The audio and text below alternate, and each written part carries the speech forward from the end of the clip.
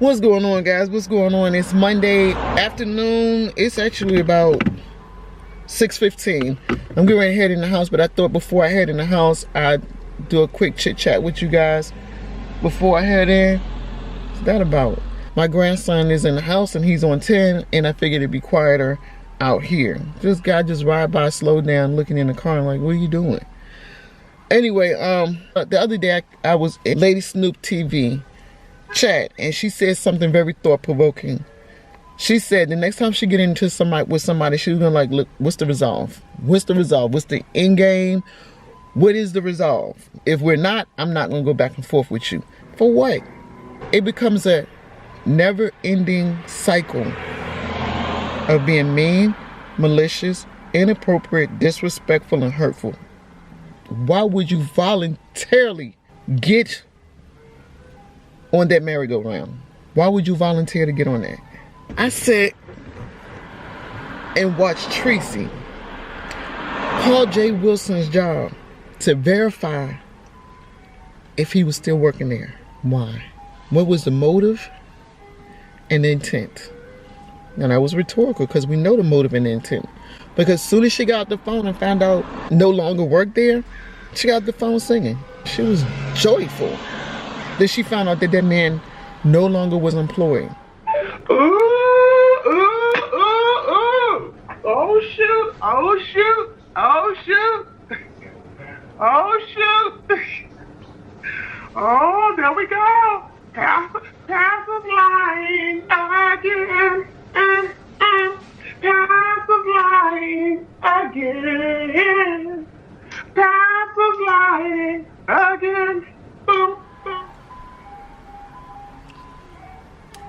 She was celebrating that he was no longer employed, and that she was the one to find that out. I get it. Somebody's gonna say, well, they did it to her, or it was done to her. But how does those two wrongs make any of this right? It don't. It doesn't. And it won't. Now, Tracy was right. She won't get in trouble for what she did. Now, it spoke to her integrity. It spoke to her character. And it spoke to her moral fibers that she was willing to do that on live and then rejoice about this man not having his job. It spoke to her character, not his. But see, this is the issue. Whoever answered that phone, I don't know if Teresa knows this. She may have compromised that person's job. I'm sorry, what is your name? I'm sorry. This is Val. Val, hi. I need to get employment verification, please. Sure, I can help you with that. Okay. And it's for... Okay. And do you need the address? I need the address. No. Alright, what information did you need? I just need to verify if he's currently working there, or if He is not. he's not working. Okay.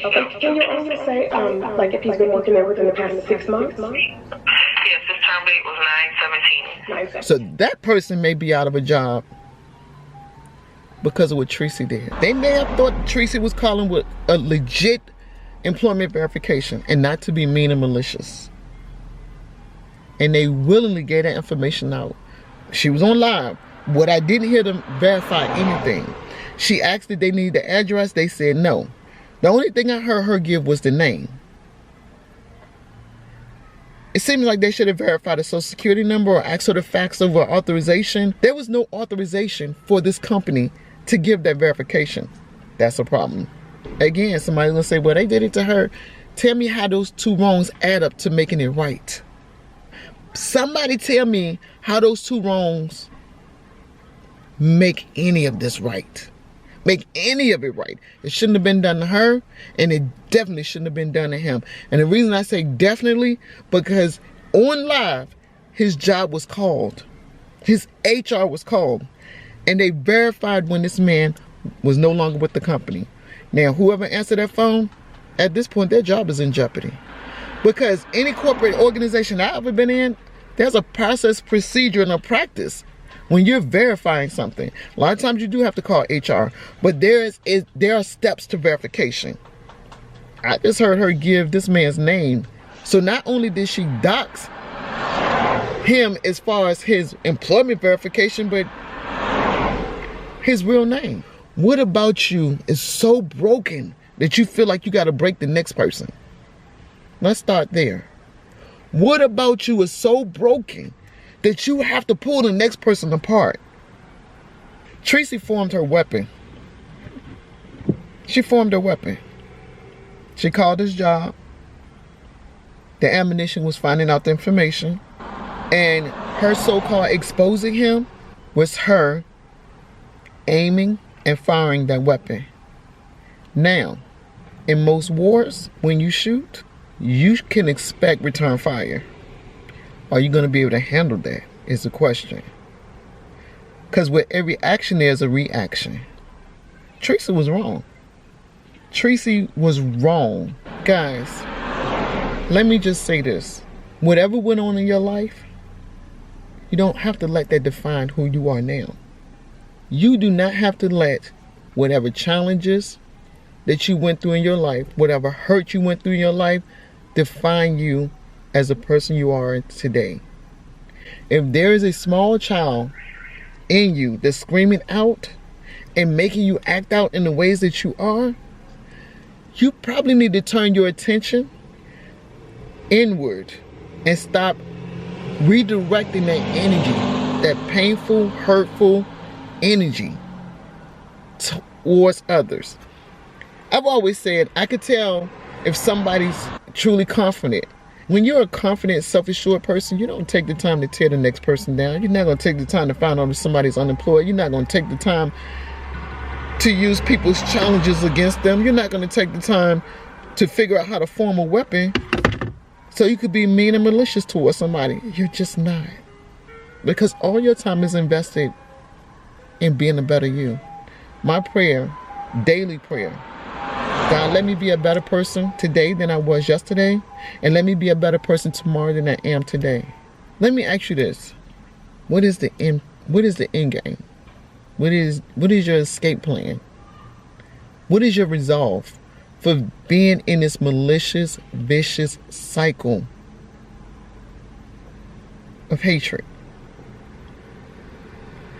So they say something mean, so you have to say something mean back. They do something mean, you have to do something mean back. Why? It's the mean, malicious stuff that I see that's being done and how people talk about each other. It's disheartening. I just, oh my God, I just want the best for everybody. And that's just who I am. I really do. I want the best for Rita. But Rita has to want the best for Rita. I want the best for Tracy. But Tracy has to want the best for Tracy. I can't want more for somebody else than they want for themselves. I want everybody to find and I've said this before, find a positive path out of this nonsense. Because at the end of the day, it's nonsense. I've never witnessed a group of people, and not all, some, who have this endless cycle of being mean, malicious, and vicious. And nobody has an end game. Nobody wants out. Nobody. I'm going to tell you something. I was in awe.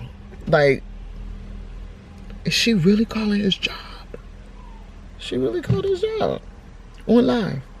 And then got off singing in celebration that this gentleman no longer had a job. I came across this sector less than a year ago, and I've never experienced or witnessed some of the things that I'm experiencing and witnessing. And you can easily say, you know what? I'm done. I'm disconnecting from this.